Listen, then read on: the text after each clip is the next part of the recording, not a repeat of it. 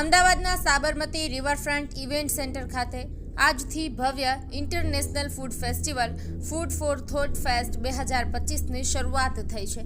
મુખ્યમંત્રી ભૂપેન્દ્ર પટેલ અને કેન્દ્રીય શિક્ષણ મંત્રી ધર્મેન્દ્ર પ્રધાને સંયુક્ત રીતે ઉદ્ઘાટન કર્યું। મુખ્યમંત્રી સહિતના નેતાઓ અને હાજર લોકોએ સ્વદેશી ચીજવસ્તુઓના ઉપયોગને લઈને સંકલ્પ લીધો હતો। બાદમાં રાજ્યના મુખ્યમંત્રીએ બુક ફેરના અલગ અલગ સ્ટોલની મુલાકાત લીધી હતી। અમદાવાદ અને ગુજરાત કોમનવેલ્થ ગેમ્સ 2030 માટે તૈયાર છે, જે ગૌરવપૂર્ણ બાબતો હોવા અંગે મુખ્યમંત્રીએ બોર્ડમાં સહી પણ કરી હતી।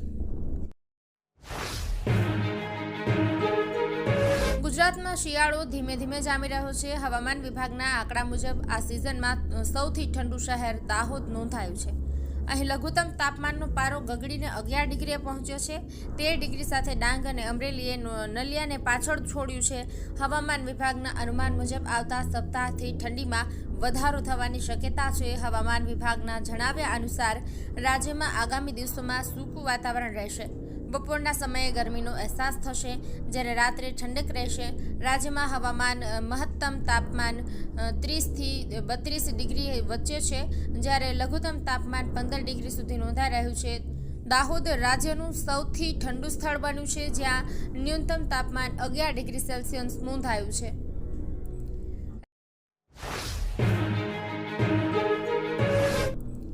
રાજ્યના પાટનગર ગાંધીનગરમાં છેલ્લા કેટલાક દિવસોથી વન્યજીવોના આટાફેરાના કારણે સ્થાનિકોમાં ભયનો માહોલ ફેલાયો છે।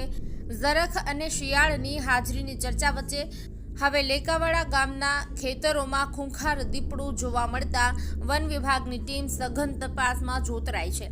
ઉલ્લેખનીય છે કે થોડા દિવસો પહેલા ગાંધીનગરના 2 જુદા જુદા વિસ્તારોમાં ઝરખ જોવા મળ્યો હોવાના બનાવોએ ચર્ચા જગાવી છે।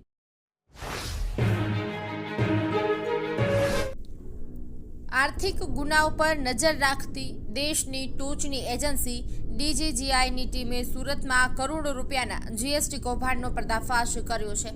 ભંગારના ધંધાના નામે 125 કરોડનું જંગી ટ્રાન્ઝેક્શન કરીને સરકારને 19 કરોડની બોગસ ઇનપુટ ટેક્સ ક્રેડિટનો ચૂનો લગાવનાર મુખ્ય આરોપી શેખ યુસુફ અબ્દુલ ગફુરની ધરપકડ કરવામાં આવી છે।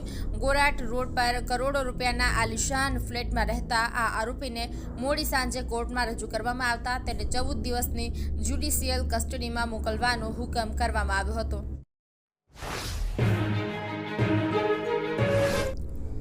હિંમતનગરમાં કેનાલ ફ્રન્ટ વિસ્તારમાં એક કારમાંથી 27 લાખ રૂપિયા રોકડની ચોરી થઈ હોવાનો બનાવ સામે આવ્યો છે।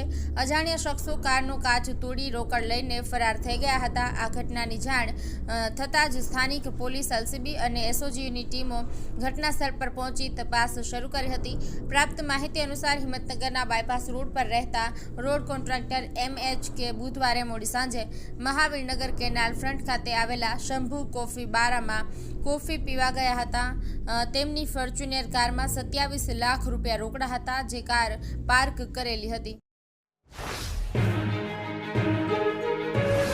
ગોધરાના ધારાસભ્ય CK રાહુલજીએ રાજ્યના કૃષિમંત્રી જીતુ વાઘાણી સાથે મુલાકાત કરી હતી। આ મુલાકાત કમોસમી વરસાદને કારણે થયેલા પાક નુકસાન અંગે ખેડૂતોને સહાય ચૂકવવા માટે કરવામાં આવી હતી।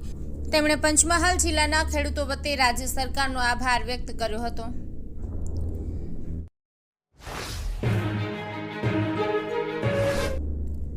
પાટણ શહેરના નવા બની રહેલા બસ સ્ટેશનના ગેટ નજીકથી એક ગાંઠ મળી આવી છે, જેને પગલે તંત્ર દોડતું થયું હતું। આ ઘટનાને પગલે શહેરમાં ચર્ચા જાગી છે। પાટણ મેડિકલ નગરી તરીકે જાણીતું છે, પરંતુ બાયોમેડિકલ વેસ્ટના અયોગ્ય નિકાલના કિસ્સાઓ સામે આવતા રહે છે।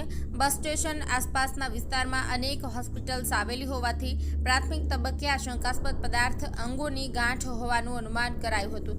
ઘટનાની જાણ થતાં જ તત્કાલ તાલુકા હેલ્થ ઓફિસર ડોક્ટર અલ્કેશ સોહલ અને તેમની ટીમ તાત્કાલિક ઘટનાસ્થળ પર પહોંચી હતી। ટીમે શંકાસ્પદ ગાંઠનું પંચનામું કરી તેને વધુ તપાસ માટે પાટણ સિવિલ હોસ્પિટલ મોકલી આપી હતી।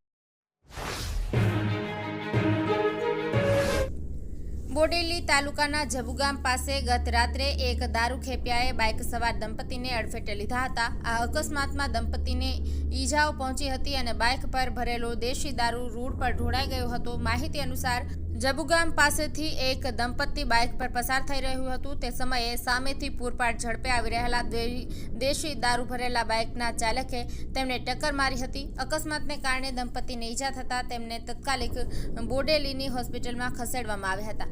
ઘટના સ્થળે દેશી દારૂની બોટલીઓ રસ્તા પર ઢોળાઈ જતા દારૂની રેલમછેલ થઈ ગઈ હતી.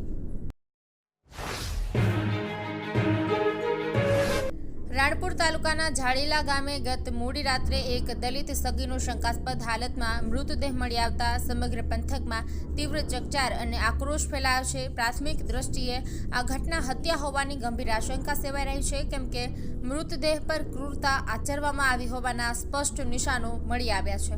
મૃતકની ઓળખ ઝાડીલા ગામના હર્ષદભાઈ મંજીભાઈ સોલંકી તરીકે થઈ છે, જે કોલેજમાં અભ્યાસ કરતો હોવાની માહિતી મળી છે.